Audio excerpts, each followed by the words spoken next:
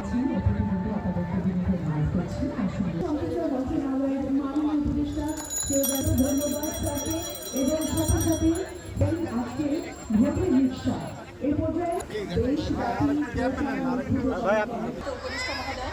উপস্থিত রয়েছেন তথ্য সব। দেশের চাবি আপনার হাতে। বাজারে বাজারে এই ভোটের রিক্সা চলবে। আমরা একটা করে ভোটের রিক্সা ব্যবস্থা করেছি।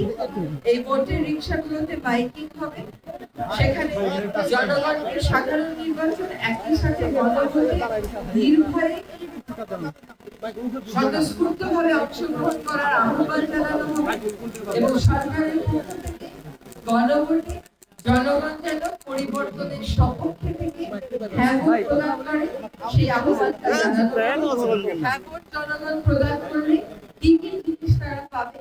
রাষ্ট্রের শাসন কাঠামোতে ক্ষমতার ভারসাম্যে, জনগণের ক্ষমতায়নে, মানুষের অধিকারের বিস্তৃতি ঘটানোর ক্ষেত্রে কোন কোন পরিবর্তন আসবে তাদেরকে সেগুলো বোঝানো হবে। আপনারা জানেন ইতিমধ্যে আমাদের প্রত্যেক উপদেষ্টাই বিভিন্ন জেলাতে যাচ্ছে। আমরা 64টি জেলায় কভার করছি এবং 64টি জেলায় যে বিশেষত আমরা গণভোটে কেন সরকার হ্যাঁ বলছি এটা সকলকে সুধীজনদেরকে বুঝাচ্ছি।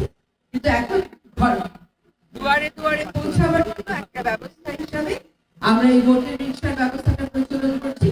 তথ্য মন্ত্রণালয় ব্যাপক কর্মকাণ্ড পরিচালনা করছে একেবারে ইউনিয়ন পর্যায় থেকে শহর এলাকা পর্যন্ত। সেখানে উঠান বৈঠক হচ্ছে, মানুষকে বলা হচ্ছে, তাদের প্রশ্নের উত্তর দেওয়া হচ্ছে। আমরা আশা করি 22 তারিখ থেকে যখন নির্বাচনী প্রচার শুরু হয়ে যাবে তখন বিভিন্ন দলগুলো তাদের বার্তাগুলো নিয়ে যাবে। আমরা 12ই ফেব্রুয়ারিতে একটা স্বচ্ছ অংশগ্রহণমূলক স্বতঃস্ফূর্ত শান্তিপূর্ণ পরিবর্তনের ভোটের দিকে তাকিয়ে আছি। আমরা যে সংস্কার প্রক্রিয়ার কথা বলেছি সেই সংস্কার প্রক্রিয়া সরকারের আরোপিত কিছু না। সংস্কার প্রক্রিয়াতে সরকার সংশ্লিষ্ট বিষয়ে বিশেষজ্ঞদেরকে নিয়ে কমিশন করেছে। সেই কমিশনের রিপোর্ট এসছে।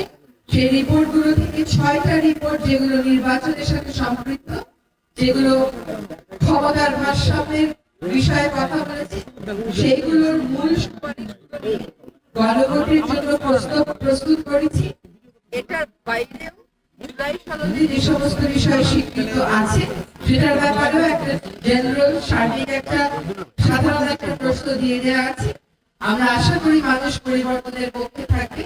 আমরা আশা করি নতুন করে বাংলাদেশ গড়ার যে সুযোগটা এবার আমরা পাচ্ছি, মানুষ সেটা সর্বোত্তম ব্যবহার করবে এবং বাংলাদেশ কোনো চাপিয়ে দেওয়া সংস্কার না, জনগণের ভোটে সংস্কারের পথে মতামত নিয়ে পরিবর্তন করে নতুন বাংলাদেশের পথে হাঁটবে।